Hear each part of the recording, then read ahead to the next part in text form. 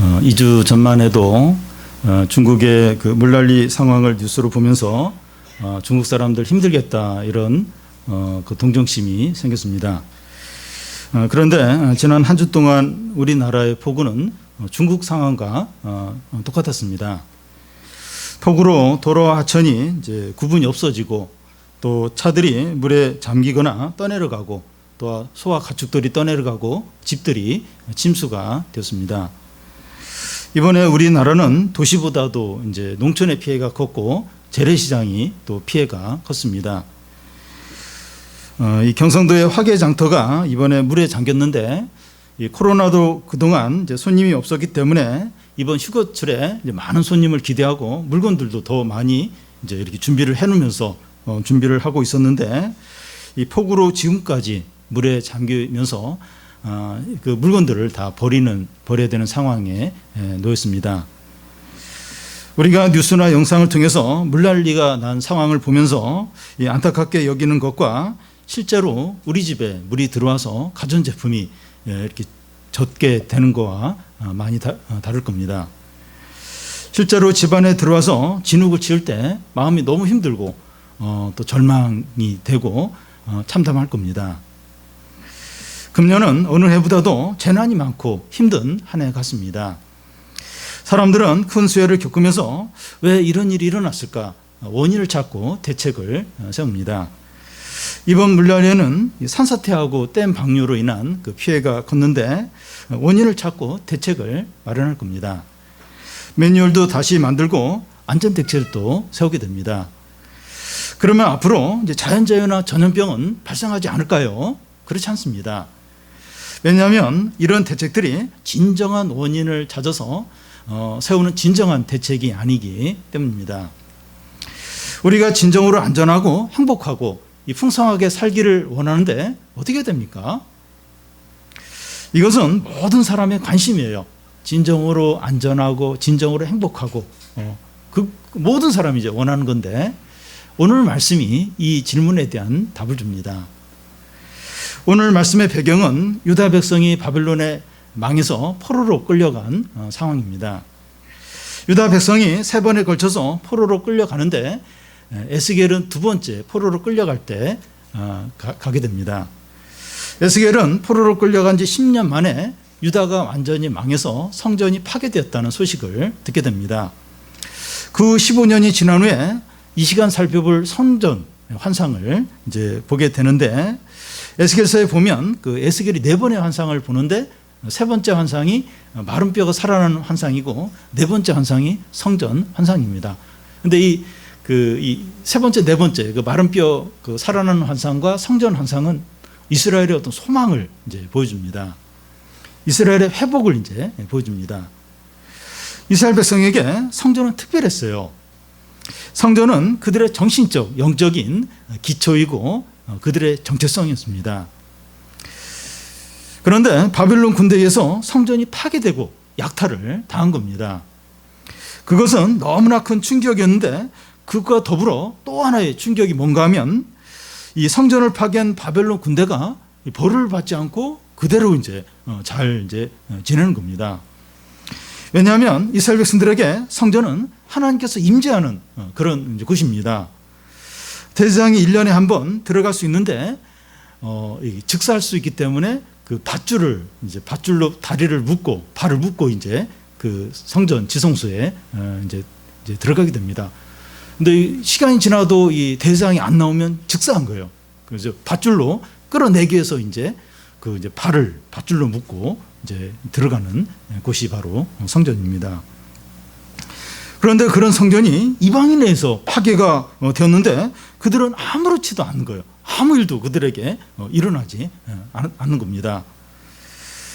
그런데 성전이 파괴되기 전 5년 전에 어떤 일이 일어났는가 하면 하나님의 영광이 성전에서 떠나게 됩니다. 하나님의 영광이 떠난 성전은 일반 건물과 차이가 없어요. 그 성전을 파괴해도 하나님은 벌하시지 않는 겁니다.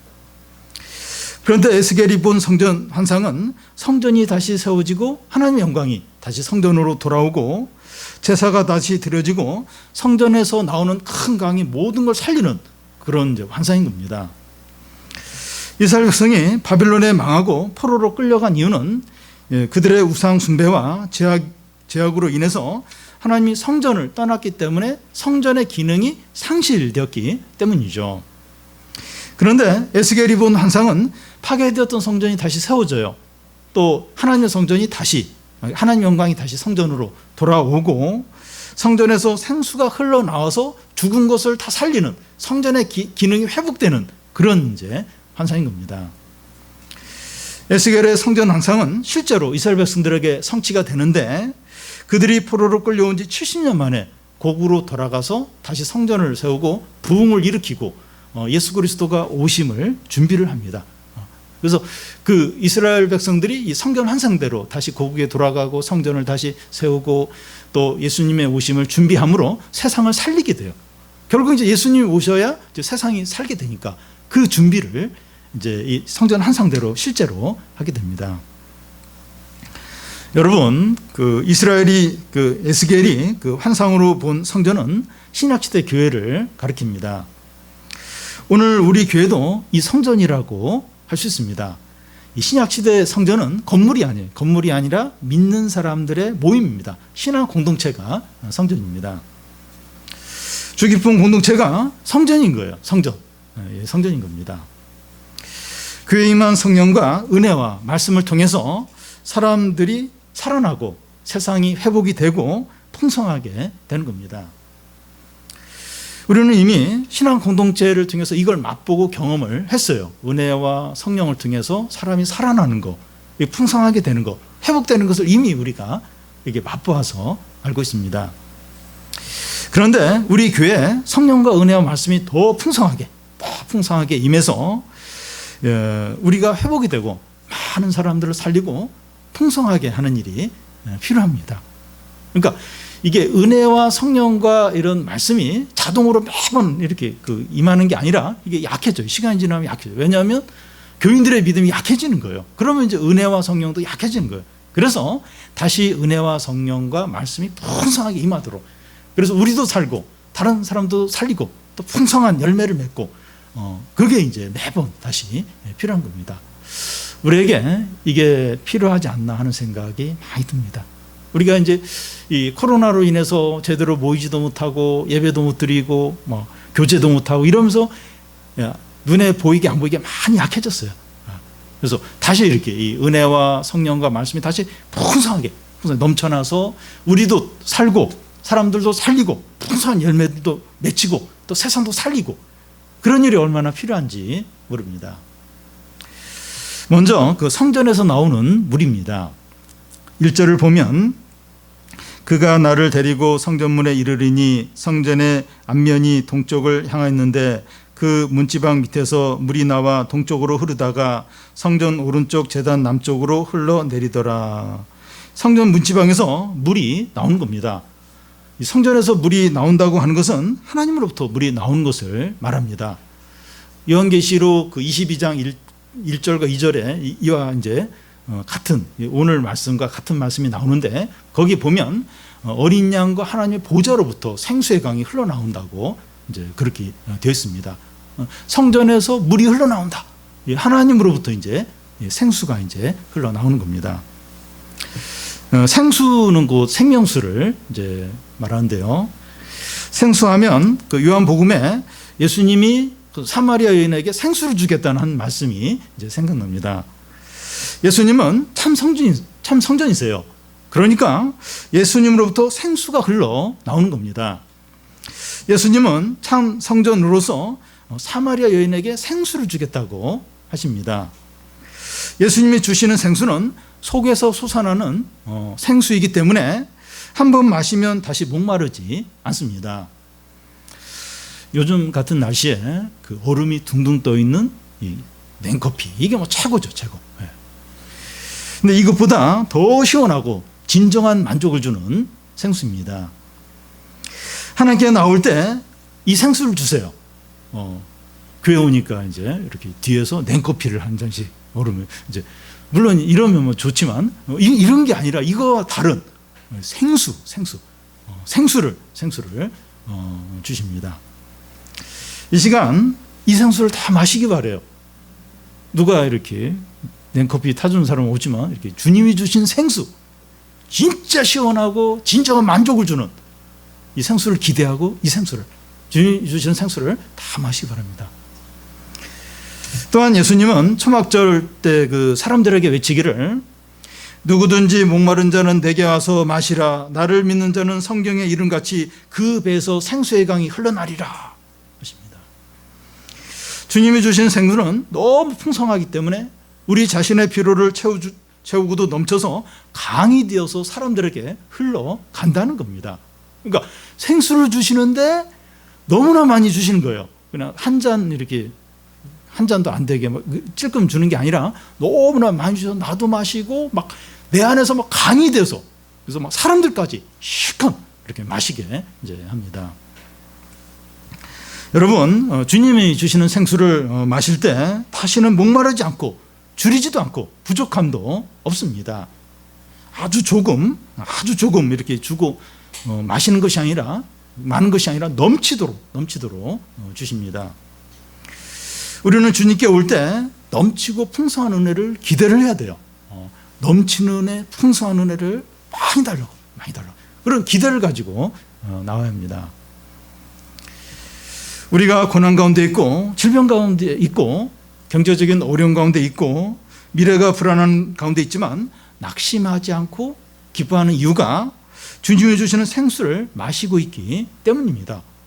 그러니까 분명히 이렇게 낙심이 되고 기쁨이 하나도 없고 매일 불평을 해야 될 상황이에요. 근데 안 그런 거예요. 이렇게 기뻐하고 감사하고, 그 이유는 이 주님이 주시는 생수를 이렇게 마시기 때문에 이상하게 힘이 나는 거예요. 이상하게 기쁨이 생기는 겁니다. 이해가 안 돼. 남들도 이해를 못하고 나도 뭐가 이게 좋은 일이 생긴 것도 아닌데 힘이 나는 겁니다. 주님이 주시는 생수를 마시고 있기 때문이죠. 예배 시간과 성경 모임과 경건 시간에 주님으로부터 흘러나오는 생수가 있다는 거예요. 뭔가 있다는 겁니다. 눈에 보이지 않지만 있다는 거예요. 이 생수가 있다는 겁니다. 이 생수를 마실 때 영혼이 새로워져요. 마음이 기쁘고 새 힘을 얻게 됩니다. 이 맛을 이렇게 아는 사람은 어떻게 해서든 예배 드리려고 해요. 그리고 모임에 안 빠지려고 하고 경건의 시간을 꼭 가지려고 합니다. 뭐 이렇게 그걸 한다고 해서 뭐가 나오는 게 아니고 뭐가 당장 해결되는 건 아닌데 어떻게 해서든지 예배 드리려고 하고 성경 공부 모임 참석하려고 하고 경건의 시간을 가지려고 하죠. 그러니까 우리 가족들이나 친척들 중에 지방에 있는 분들 중에 한 번씩 이렇게 전화했는데 전화하면 항상 교회에 있다 그래요. 저녁 시간인데도 교회에 있다 그래요. 미쳤냐고. 뭐 가지고 그 교회 하루 종일 있냐. 왜 교회에 이렇게 있습니까? 우리 교회는 또 이렇게 상가에 있는 교회고 또 막 이렇게 보면 이 좁은 공간에 하루 종일 있는 거예요. 왜 있습니까? 왜? 물론 좀 피곤하긴 해요. 이게. 교회가 이렇게 천장이 높아야, 왜 교회를 천장을 높게 하는가 하면, 왜냐하면 사람들이 많이 모이니까 이게 산소가 필요한 거예요. 그래야 이제 맑은 정신에 이제 예배도 드릴 수 있고 한데, 우리 교회는 천장이 낮아요. 많은 사람이 모여 있으니까 산소가 부족해요. 좀 피곤해요. 그런데도 이렇게 교회 오래 있고 모든 예배와 모임을 참석하는 이유는 주님이 생수를 준 생수를, 그 생수를 마시니까 몸은 좀 피곤하지만 힘이, 기쁨이 있는 거예요. 은혜가 있는 거죠. 그런데 성전에 나오는 물이 점점점 이제 많아지는 겁니다. 3절에서 5절까지 한 절씩 교대를 읽겠습니다. 그 사람이 손에 줄을 잡고 동쪽으로 나아가며 천척을 측량한 후에 내게 그 물을 건너게 하시니 물이 발목에 오르더라.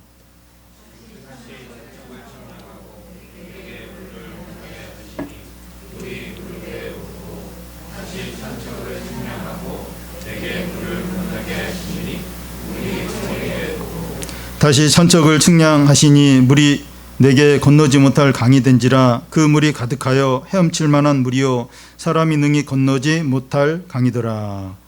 성전에서 물이 나와서 흐르는데, 성전에서 천척, 이게 한 500m 정도 되는데, 이 500m 떨어진 곳에서 물을 이제 건너보라고 하니까 발목 정도가 이제 찹니다. 다시 500m를 더 가서 물을 건너니까 무릎 정도 깊이가 됩니다. 다시 500m 더 가서 물을 건너보니까 허리 정도의 깊이가 됩니다.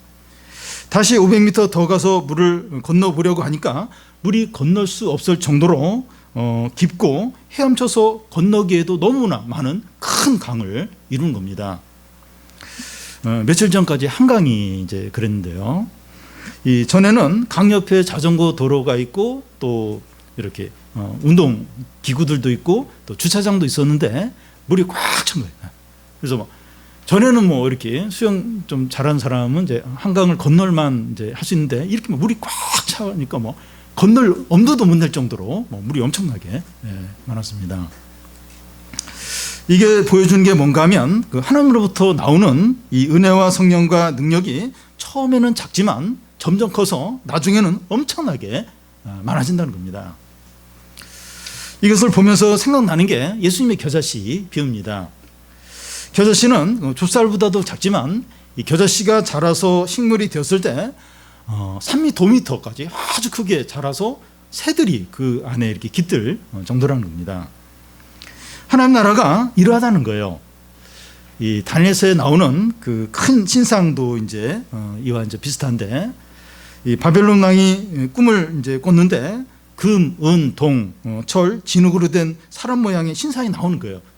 이제 이 금은 동철 이런 게 이제 아수르와 바벨론과 또 페르시아와 헬라와 로마를 가리키는 그런 강대국들을 이제 상징합니다. 그런데 돌 하나가 날아와서 그 신상을 산상 조각내고 그 돌이 세상을 가득 채운 겁니다. 하나님 나라가 온 세상에 가득해진다 하는 이제 말씀입니다. 하박국이 말한 것처럼 물이 바다를 덮은 같이 여호와의 영광을 인정하는 것이 세상에 가득한 그것을 이제 보여주는 거죠. 하나님 나라가 처음은 작고 미약하지만 나중에 가면 너무나도 크고 가장 강력하다는 겁니다. 하나님의 약함이 사람보다 강하고 하나님의 어리석음이 사람보다 죄롭습니다. 현재 하나님의 말씀과 은혜가 작고 미약해 보이더라도 나중에 이것이 엄청난 능력과 영광으로 나타난다는 겁니다. 우리는 약하고 이제 작게 보이는 하나님의 말씀이나 성령의 역사나 믿음의 일을 무시하거나 불신하지 않아야 합니다. 이것이 강하고 똑똑한 사람을 이겨요. 모든 어려움도 이기고 세상의 모든 대단한 것을 압도하게 됩니다. 그래서 작은 은혜, 작은 어떤 성령의 역사, 또 작은 말씀을 귀하게 여겨야 돼요. 이 큰 능력과 큰 은혜가 이렇게 작은 데서 시작이 됩니다. 그러니까 성전에서 물이 쫄쫄쫄 나와요. 근데 뭐 이게 가면 갈수록 이게 엄청난 거예요. 작은 은혜, 작은 성령의 역사, 또 작은 말씀에서 엄청난 은혜와 능력과 기적과 그 광대한 하나님 나라가 이제 거기서 나오는 겁니다. 거기서 시작이 되는 겁니다. 또한 우리는 그 하나님의 더 큰 은혜와 성령과 부흥을 구해야 합니다. 현재 누리는 것도 귀하지만 이게 전부가 아니기 때문입니다. 발목 정도 누리는 은혜도 감사하지만 무릎 정도의 은혜를 구해야 되고 무릎 정도의 은혜도 귀하지만 허리 정도의 은혜를 구하는 겁니다. 허리 정도의 은혜도 많은 것이지만 강 같은 큰 은혜를 구해야 합니다. 여러분, 이 하나님의 은혜와 능력과 부흥은 이렇게 크고 엄청난데 발목 정도, 무릎 정도, 허리 정도로 만족하면 안 됩니다. 은혜와 성령과 기쁨이 강같이 흘러넘치도록 구해야 됩니다. 그러니까 이게 단계가 있어요, 단계가. 근데 그걸로 이렇게 만족하면 안 되고 더 크고 더 많은 것을 구해야 됩니다. 우리가 하나님의 은혜를 발목 정도 이제 받을 때는 작은 어려움이나 유혹에도 쉽게 이제 흔들립니다. 그런데 무릎 정도의 이제 은혜를 받으면 작은 어려움이나 유혹에도 흔들리지 않지만 한번 욕심이 생기면 떨쳐내지 못해요. 떨쳐내지 못합니다. 그런데 허리 정도의 은혜를 받으면 웬만한 어려움이나 유혹은 다 이제 이기는데 자기의 약한 부분 한번 다 이렇게 그게 이제 시험에 걸려들면 넘어질 수 있습니다. 우리는 그 어느 단계에 있는가 한번 나름대로 한번 생각을 해보면 좋겠는데요. 내 은혜가 무릎 정도인지 아니면 발목 정도인지 아니면 허리 정도인지 어느 단계에 있는 것 같습니까? 한번 이렇게 생각해보면 내 이 은혜 내가 지금 은혜를 누리는데 어느 정도 누리고 있는가? 어느 정도입니까? 나름대로 다 귀하지만 더 잘하고 더 풍성해져야 돼요. 이 쓸데없는 것들은 뭐 조금 구해도 돼요. 조금. 그냥 쓸데없는 거. 그렇게 중요하지 않은 건 조금만 구해도 되지만 진짜 귀하고 좋은 것은 많이 구해야죠. 많이. 이게 이제 지혜로운 거죠. 그러니까 쓸데없는 거 많이 구하고 진짜 중요한 거 안 구해요. 이게 어리석은 거죠. 그러니까 이 세상적인 이런 것들은 적당히 구하면 돼요. 뭐 돈이나 또 출세나 또 뭐 아파트나 또 뭐 이런 건 그래 어느 정도면 돼. 어느 정도. 그냥 이렇게 굶어 죽지 않고 좀 이렇게 크게 어렵지 않을 정도만. 근데 진짜 이게 귀한 거, 영원하고 참된 것은 진짜 많이 구해야 되죠. 사람들은 반대로. 눈에 보이는 이것만 엄청나게 구하려고 하는데 은혜와 영원한 이건 별로 안 구해요. 별로. 이게 지혜로운 게 아니죠. 진짜 귀하고 진짜 좋은 거 이걸 구해야 되죠. 그게 이제 지혜로운 거죠. 여러분, 은혜를 강같이 받으면 어떤 고난이나 욕심이나 유혹에도 흔들리지 않아요. 흔들리지 않습니다. 여러분, 유혹에 흔들리지 않는 거 얼마나 중요한지 몰라요. 여러분, 우리가 보잖아요. 그렇게 공부 많이 하고 똑똑하고 출세한 사람이 유혹을 견디지 못해서 하루아침에 모든 걸 다 날려버리잖아요.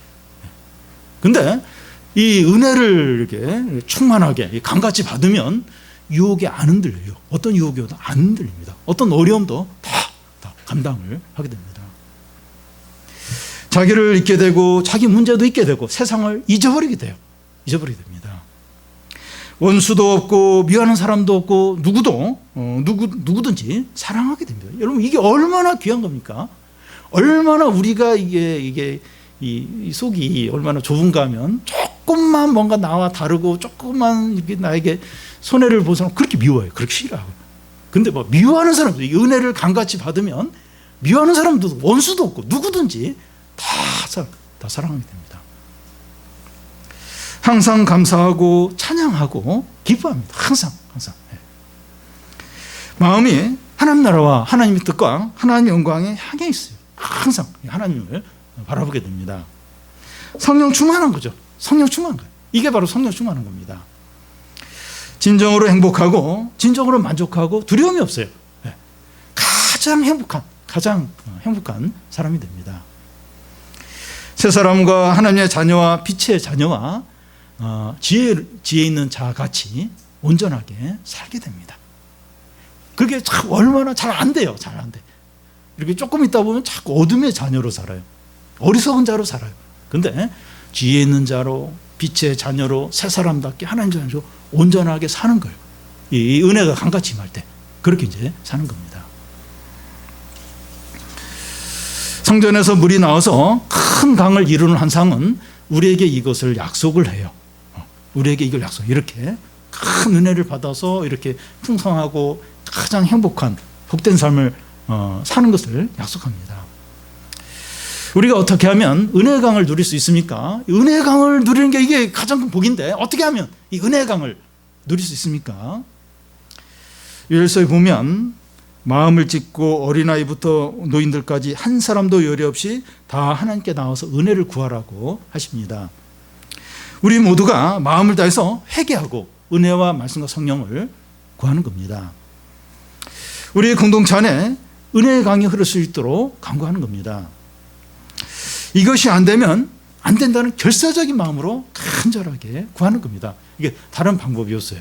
이건 자동이 아닙니다. 자동이 아니고 간절히 이거 아니면 안 된다는 그런 결사적인 마음으로 구해야 돼요. 이렇게 회개하면서 마음을 찢고 모두가 나와서 기도하는 겁니다. 그래서 우리가 이렇게 지금 3번에 걸쳐서 이런 시간을 갖는 거예요. 이게 현장 예배와 온라인을 통해서 우리가 이거죠. 은혜의 강을 구하기 위해서 지금 이렇게 이제 모이는 거죠.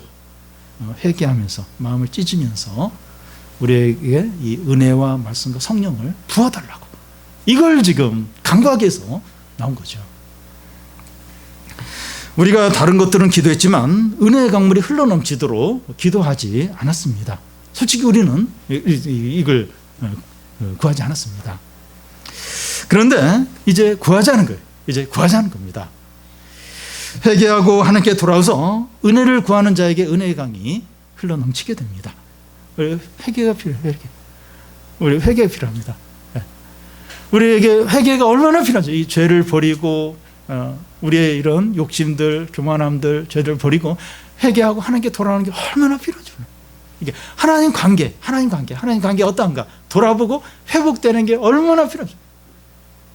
회개하면서 하나님 관계를 회복하면서 은혜의 강을 구할 때, 강물을 구할 때 그때 이제 은혜의 강이 흐르게 됩니다. 이게 한두 사람이 아니라 같이 교인들이 함께 구할 때 이 은혜가 이제 넘치게 되죠. 이번 수해로 도로와 집과 자동차들을 이렇게 다 이제 덮었는데 불행이고 재난입니다. 이런 재난은 사람들의 불신앙과 죄악 때문입니다. 지금 수해를 당한 사람들의 죄 때문이라는 것이 아니라 모든 사람의 죄 때문입니다. 그런데 우리가 회개하고 하나님께 돌아가면 은혜의 강물에 모든 게 잠기게 됩니다. 수해로 이제 물이 모든 것을 덮으면 다 망가지고 못 쓰게 되는데 은혜의 강물이 덮치면 망가진 모든 것을 고치고 살립니다.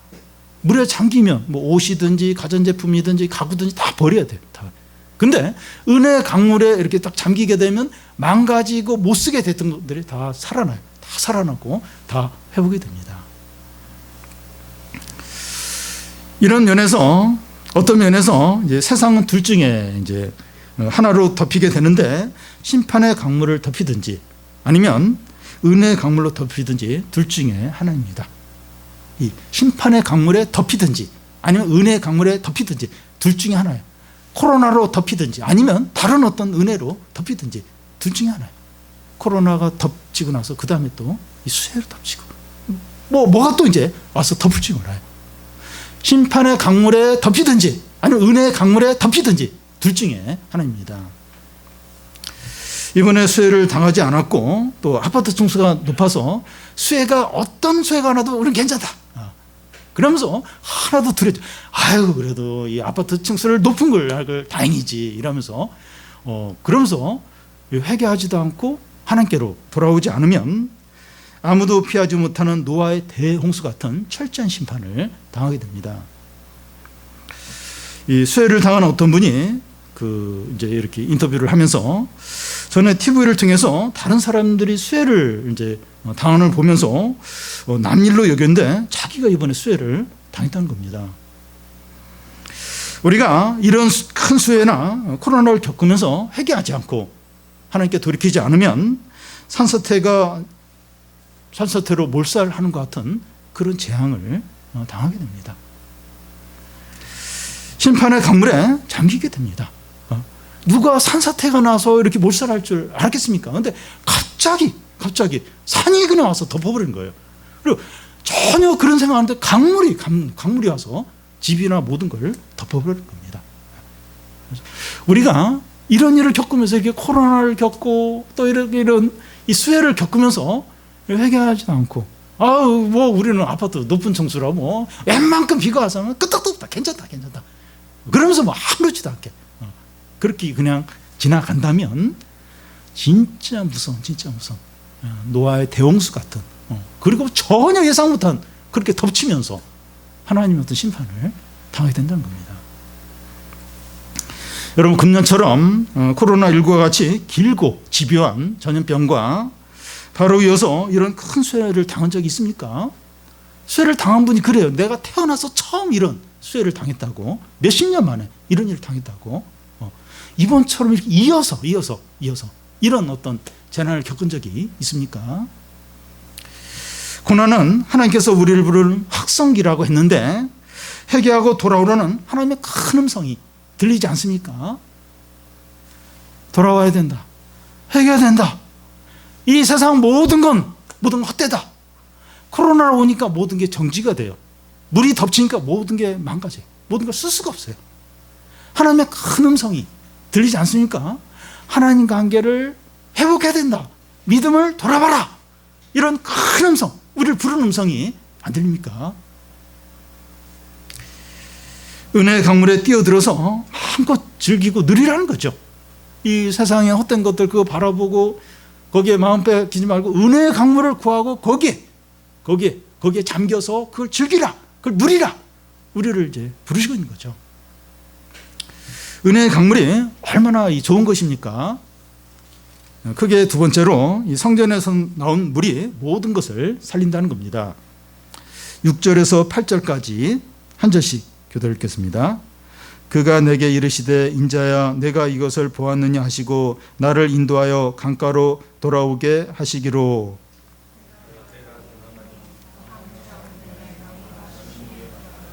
그가 내게 이르시되 이 물이 동쪽으로 향하여 흘러 아라바로 내려가서 바다에 이르리니 이 흘러가는 물로 그 바다의 물이 되살아 나리라. 예. 성전에서 나온 물이 아라바로 내려가서 바다에 이른다고 하는데 여기서 바다는 사해를 가리킵니다. 사해는 해수면보다 400m가 낮고 염분이 25% 정도 돼요. 그러니까 다른 바다는 5% 정도니까 5배가 염분이 높은 겁니다. 이 사해는 물고기가 살 수 없을 뿐만 아니라 이 사해 주변에서는 식물이 자랄 수가 없습니다. 염분 때문에 식물도 못 자랍니다. 사해와 그 주변은 다 죽어 있어요. 다 죽어 있습니다. 그런데 사해는 세상과 모든 사람들을 가리킨다는 겁니다. 허물과 죄로 죽었고 어둠이고 마른 뼈와 같습니다. 세상은 그 요한복음에 나오는 베데스다 연못의 그 광경과 이제 같다고 할 수 있는데요. 그 연못에 어떤 소문이 있었는가 하면 물이 끓어올 때 제일 먼저 들어간 사람은 무슨 병인지 낫는다, 그런 소문이 있었습니다. 그 소문이 실제 맞는지 어떤지 모르겠는데 그런 적이 있었던 것 같고 사람들이 이제 그걸 기대하면서 온갖 이제 병든 사람들이 그 연못가에 있었습니다. 근데 그러니까 경쟁도 굉장히 심한 거예요. 제일 먼저 들어간 사람만 나으니까. 근데 뭐 다른 데 소망이 없으니까 그 베데스다 연못에 온갖 병든 사람들이 이제 이렇게 모여 있는데 이 모습이 세상과 같다는 겁니다. 소망 없는 죽은 바다, 그 사해죠. 사해입니다. 세상을 보면 빛나고 대단해 보이고 이 생명이 있는 것들이 보여요. 그런 게 보이는데 일시적이고 가짜입니다. 하나님을 거부하고 떠난 세상은 사해예요. 철저하게 죽어 있습니다. 사람을 떠난, 하나님을 떠난 사람은 그 마른 뼈예요. 마른 뼈고 그리고 허물과 죄로 죽은 거죠. 그리고 이 하나님을 떠난 세상은 사해입니다. 사해. 철저하게 죽어 있어요. 물론 뭐 대단하고 빛나고 막 생명력이 있는 것처럼 보이는데 일시적이고 가짜들입니다. 돈이 많고 좋은 직장에 다니고 유명하고 멋진 외모를 가졌다 할지라도 영적으로 죽은 자들입니다. 사람들에게는 하나님의 생명이 없고 사망의 그늘 아래 앉아 있습니다. 현재 그들이 가진 것들, 인기나 재산이나 사회적인 지위나 명예를 잃어버리고 나면 절망과 비참함과 공고함에 빠져버리는 거예요. 그걸 의지하고 거기에 모든 걸 하는데 그게 이제 잃어버리고 그게 이제 문제가 생기면 그냥 한순간에 그냥 나락으로 떨어지는 겁니다. 사람들은 의지하고 소망하는 것들이 흔들릴 때 함께 흔들리고 무너질 때 함께 무너집니다. 그래요. 그게 이제 전부였는데 그게 무너지면 함께 그냥 무너져 버립니다. 사람들이 하나님을 거부하고 몰아내었기 때문에 모든 것이 죽어 있습니다. 하나님을 다 몰아냈어요. 하나님을 떠났어요. 그러니까 모든 것이 죽은 거예요. 생명이 없는 겁니다. 이 세상은 사회 같아요. 우리는 이 세상의 겉만 보면 안 되고 본질을 봐요. 본질. 이 세상의 본질. 어둠이 있고 죽음이죠. 그리고 험합니다. 이 코로나, 이 수해, 모든 게 그냥 쓸데없을 때, 그냥 모든 게 정직. 이 세상의 본질이 뭔가, 어둠, 그리고 죽음이에요. 그리고 험합니다. 험함. 그래서 예수께서 세상에 오셔서 하신 일 중에 하나가 죽은 자를 자꾸 살리셨어요. 야이로의 어린 딸과 나인성 가부의 아들과 또 무덤에 들어간 지 사흘이나 된 나사로를 살렸습니다. 예수님은 죽은 나사로를 살리기 전에 무슨 말씀을 하시는가 하면 나는 부활이요 생명이니 나를 믿는 자는 죽어도 살겠고 살아서 믿는 자는 영원히 죽지 않는다고 했습니다. 예수님은 자신을 믿는 자는 생명을 얻는다 하는 것을 보여주기 위해서 죽은 자를 살렸습니다. 누구든지 예수를 믿는 자는 살아나는 겁니다. 살아나는 거예요.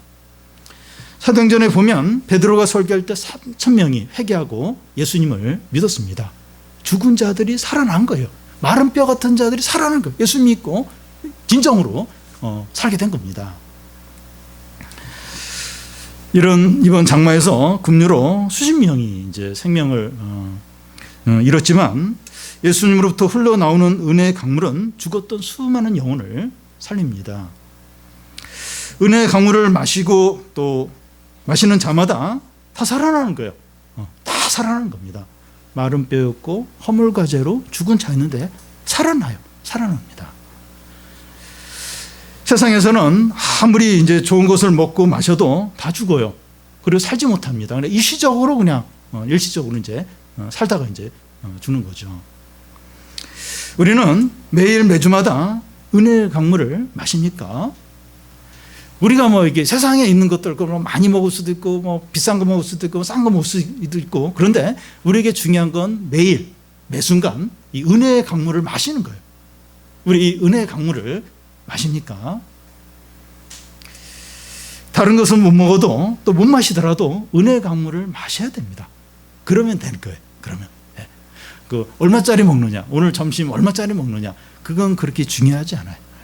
진짜 중요한 건 은혜의 강물을 마시는 거예요. 매일 아침마다 경건의 시간을 가지면서 은혜의 강물을 마시고 예배마다 은혜의 강물을 마시는 거예요. 이거 마시면 다 살아요. 망가진 것들이 다 회복이 됩니다. 다 풍성함을 누리게 되죠. 성전에서 나온 물이 사해에 이 강같이 흘러 들어오자 사해가 살아나서 많은 물고기들이 살고 또 사해 주변의 나무들이 번성하기 시작하는 겁니다. 그 죽은 바다 사해에 이 성전에서 이 은혜의 강물이 흐르자 그 사해에서 물고기 살고 그 사해 주변에 그동안 식물이 자랄 수 없었는데 거기에서 나무들이 자라면서 막 열매들을 맺는 겁니다. 사해는 다른 것들로는 절대로 살리지 못해요. 절대로 살리지 못합니다. 지금도 중동에 있는 사해 물고기가 못 살아요. 주변에 뭐 식물도 못 삽니다. 지금도 막 사해를 살리려고 하는데 안 돼요. 사해는 뭘 해도 살아나지 못합니다. 성전에서 나오는 강물이 아니고는 살아나지 않습니다. 그와 같이 세상도 다른 어떤 것들, 법을 바꾼다든지 또 복지를 좋게 한다든지 뭐 교육의 질을 높인다든지 경제적으로 크게 이제 좋아진다든지 첨단 과학 기술이 발달하는 것으로 살아나지 못합니다. 아무리 막 이렇게 TV 점점 더 화질이 좋게 만들고 뭐 점점 더 막 아무리 별별 뭐 AI 인공지능이 막 해서 뭐 이렇게 커피도 다 주고 밥도 해주고 막 청소도 해주고 뭐 AI가 뭐 상담도 해주고 막 별거 다 하고 아무리 그래도 이 세상은 못 살아나요. 편리하긴 하는데 이 세상, 이 죽은 세상, 사해 같은 세상을 절대 못 살립니다. 세상은 사해이기 때문에 무엇을 해도 뭘 해도 살아나지 못합니다. 오직 교회에서 나오는 은혜와 성령과 말씀만이 세상을 살립니다.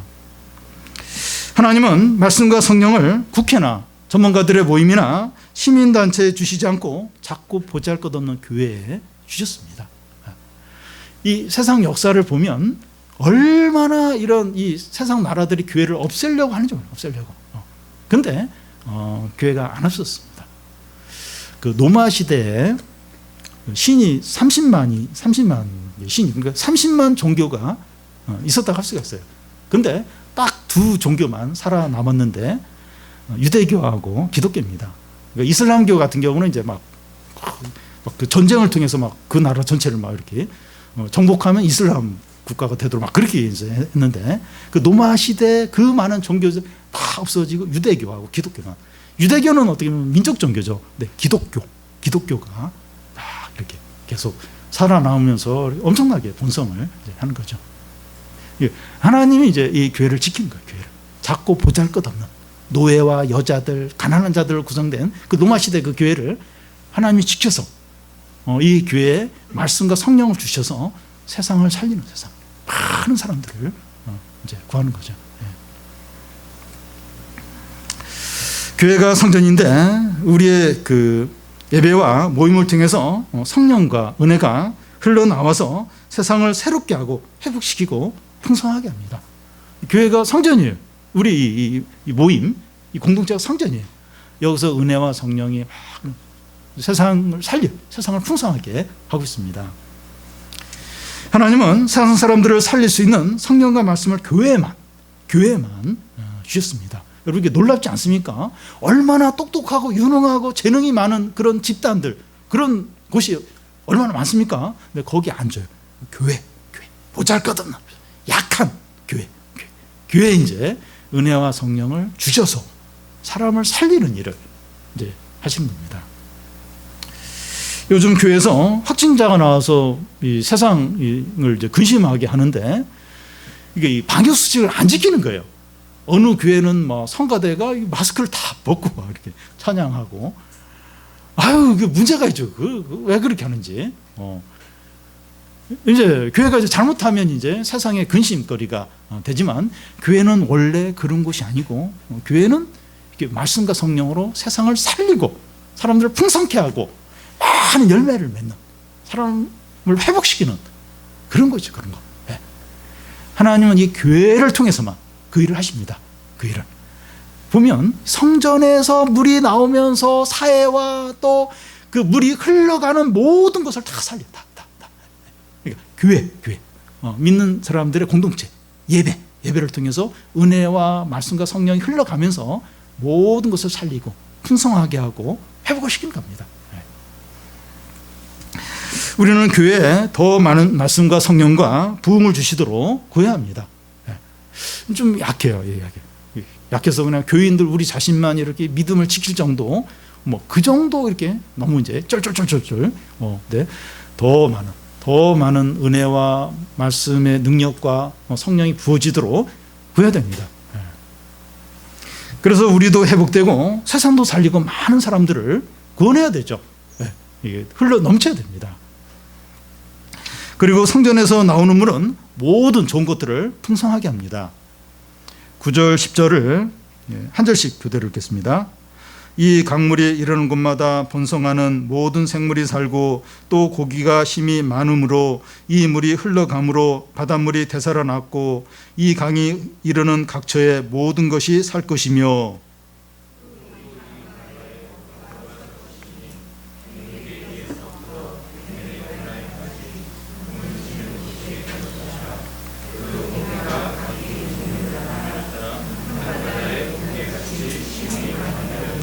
12절을 같이 읽겠습니다.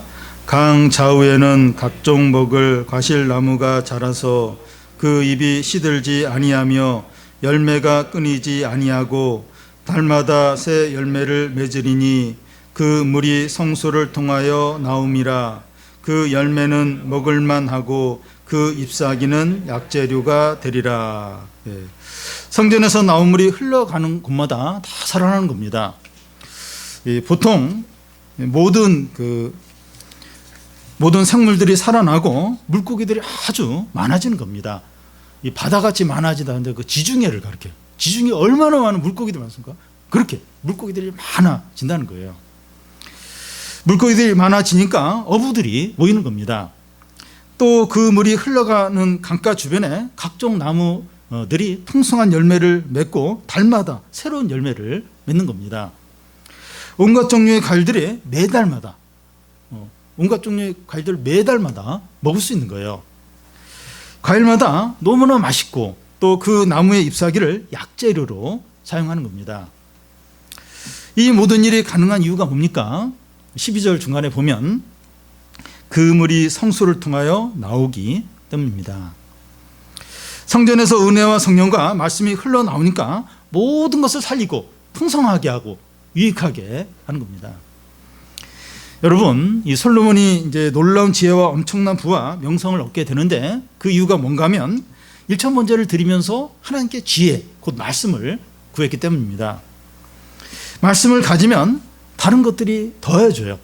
다른 것들이 추가적으로 주어지게 됩니다. 부부가 아기를 낳게 되면 유아용품들이 자동으로 생겨요. 누가 선물로 사주기도 하고, 누가 또 이렇게 동생 쓰던 거라 하면서 또 주기도 하고, 또 뭐 일부 사기도 하고. 결혼을 통해서 신부를 얻게 되면 신부 혼자 오는 것이 아니라 뒤에 최신식 TV, 냉장고, 건조기, 밥통 이런 게 막 줄줄이 막 따라서 함께 옵니다. 뒤따라오는 것을 욕심낼 필요가 없어요. 뭐 TV나 뭐 냉장고 그런 걸 이렇게 욕심낼 필요가 없어요. 앞에 있는 거 중요한 거 그걸 구하면 뒤에 있는 거 그냥 따라오는 거죠. 따라오는 거죠. 그러니까 중요한 걸 구해야 돼요. 아기를 낳든지 뭐 결혼을 하든지 이러면 이렇게 많아지는 거예요. 뭐 필요한 게 다 생기는 겁니다. 그래서 중요한 거 앞에 있는 걸 구하는 게 중요하죠. 여러분, 우리가 이 성령과 말씀과 부흥을 얻으면 물질적인 것이나 필요한 것들이 채워지고 어려움들도 해결이 됩니다. 우리가 제일 우선적으로 말씀과 성령을 구해야 되는 이유가 여기에 있어요. 하나님 나라와 그의 의를 구하라. 그리하면 이 모든 것을 더하여 주시리라. 우리에게 제일 시급하고 중요한 것은 예배가 회복이 되고 공동체가 은혜가 넘치고 성령 충만해지는 거예요. 하나님 관계가 회복이 되고 기도가 살아나고 말씀을 가까이 하는 겁니다. 그러니까 중요한 게 이 성전에서 이 은혜의 강이 흘러나오는, 그러면 모든 게 살아요. 물고기도 많아지고 나무들도 열매를 맺히고 모든 게 풍성해져요. 제일 중요한 게 그 성전에서 이 은혜의 강물이 흘러나오는 게 뭐냐? 하나님 관계를 회복하는 거예요. 말씀을 가까이 하는 겁니다. 믿음이 회복이 되는 거예요. 예배가 회복이 되는 겁니다. 그러면 다른 것들, 다른 피로들 그런 것들 이렇게 뒤따라온다는 거예요. 하나님이 채워주시고 어려움도 해결해 주시고 하나님 역사를 하신다는 겁니다. 우리에게 어려움과 피로들이 있는데 그것을 먼저 구하지 말고 은혜와 성령과 말씀을 구하시기를 바랍니다. 어떻게 하면 은혜의 강물이 흐를 수 있을까? 이걸 생각을 하는 거예요. 어떻게 하면 내가 성령 충만할 수 있을까? 어떻게 하면 내가 예배를 잘 드릴 수 있을까? 어떻게 하면 내 기도가 살아나? 이걸 제일 우선적으로. 그러니까 여러 가지 뭐 어려움들, 힘든 일들 어떻게 하면 이게 해결이 됐을까? 그것 때문에 기도가 안 돼요. 말씀이 안 들어와요. 이게 성경 읽기를 안 하게 돼요. 그러면 계속 이게 막히는 거예요. 이게 은혜의 강물이 흘러가야 사회도 살아나고 모든 게 살아나고 물고기도 많아지고 또 이 나무들이 막 열매도 많이 맺게 되고 그 잎사귀들이 다 약재로 쓰이고, 그러니까 이 말씀과 은혜가 회복이 돼야 모든 게 살아나는데 반대로 자꾸 이제 그 어려움과 눈에 보이는 것과 이걸 먼저 이렇게 해결하려고 하고 이걸 먼저 구하고 항상 그것만 걱정하고 이게 돼야 내가 예배를 잘 드릴 수 있을 텐데 말씀을 읽을 수 있을 텐데 그래야 내가 기도를 잘할 수 있을 텐데 이러면 계속 이게 안 되는 거예요. 이게 계속 이제 빈곤하고 무기력하고 열매도 없고 풍성하지도 못하고 기쁨도 없고. 우리가 제일 구해야 될 게 뭐냐? 하나님 관계를 회복하는 거예요. 하나님 관계 어떤가? 자신의 믿음을 돌아보면서 믿음이 살아나도록 내가 이게 성령 충만한가? 내가 이제 지혜롭게 행하는가? 어리석게 행하는가? 그걸 돌아보고, 그리고 내가 지금 내가 드리는 예배가 온전한가? 예배를 제대로 드리는가? 이걸 보고 이걸 회복을 하는 거예요. 어떻게 하면 은혜의 강이 넘쳐날 수 있을까? 어떻게 하면 내가 성령 충만할 수 있을까? 이걸 가장 우선적으로 구해야 됩니다. 그래야 삶이 이렇게 회복이 돼요. 이 열매가 맺히고 살아나고 풍성하고 하는 모든 일들이 의미가 있고 사람과의 관계도 좋아지고 하는 일마다 이렇게 하나님의 복이 나가도 복을 받고 들어와도 복을 떡 반죽 그릇에도 밭에도 복을 받고 또 사업에도 복을 받고 학교에 가도 복을 받고 막 뭐든지 복을. 그게 그냥 이렇게 하는 말이 아니에요. 그냥 이렇게 하는 말이 아니라 똑같아요. 여기서도 이게 은혜가 회복이 되고 말씀이 넘치고 성령이 넘칠 때 모든 게 다 살아나는 거예요. 회복이 되는 거예요. 부부관계도 회복이 되고 부모와 자녀관계도 회복이 되고 친척관계도 회복이 되고 직장에 있는 그 사람들과도 회복이 되고 뭐 하는 일마다 물론 어려움도 있지만 결국은 이제 이렇게 하나님이 채워주고 그런 어떤 열매들, 하나님의 역사들, 기적들 그걸 계속해서 보게 되는 거예요. 그러니까 우선순위가 뭔가, 내가 가장 구해야 될 게 뭔가, 은혜의 강이 어떻게 하면 흘러 넘칠 수 있을까? 어떻게 하면 내가 성령 충만할 수 있을까? 어떻게 하면 하나님과 바른 관계에 있을 수 있을까? 어떻게 하면 살아있는 믿음을 가질 수 있을까? 어떻게 하면 내가 지혜 있는 자같이 행할 수 있을까? 이겁니다. 여러분, 이 세상은 사회와 같이 죽어 있습니다. 안 그래요? 안 그렇습니까? 우리는 코로나와 이번 수해를 통해서 세상의 모든 것들이 얼마나 쉽게 망가지고 일시적이고 허망한가 하는 것을 봤습니다. 우리가 이래도 아직 모르겠습니까? 뭐래? 그래도 그렇습니까? 집안에 있는 것들이 물에 잠기면 다 못 쓰게 되지만 은혜의 강물은 모든 걸 다 살리고 풍성하게 합니다. 그렇지 않습니까? 진정한 안정과 행복과 구원이 어디에 있습니까? 우리가 가장 시급하고 우선적으로 구해야 될 게 뭡니까? 성전에서 은혜의 강물이 흘러가는 것, 곧 우리가 교회 안에서 성령과 은혜와 말씀이 흘러 넘치는 거죠. 그러기 위해서 우리가 회개해야 됩니다. 회개. 하나님 관계, 우리 죄, 우리 욕심들, 그거 회개하는 거, 하나님께 돌아오는 거, 그리고 은혜를 간절하게, 성령을 간절하게 구하는 겁니다. 우리가 이 시간 개인적으로나 공동체적으로 마음과 뜻과 힘을 다해서 말씀과 성령과 은혜를 구하시기를 바랍니다. 그래서 말씀과 성령과 은혜의 강물이 우리의 모든 것을 살리고 세상도 살리기를 바랍니다. 그리고 은혜의 강물의 부산물, 은혜의 강물에 부산물이 있어요. 따라오는 게 있어요. 그게 뭔가 하면 병이 낫고 경제적인 어려움이 해결되고 또 취업이 되고, 그러니까 우리가 걱정하는 이러면 부산물. 은혜의 강물 뒤에 이제 부산물. 이걸 우리가 다 보면서 누리고, 이게 좀 오래 걸릴 수 있어요. 그런데 하나님이 이렇게 약속을 하십니다. 약속을. 이게 은혜의 강물이면 다 살아난다. 다 열매들이 맺힌다는 거예요.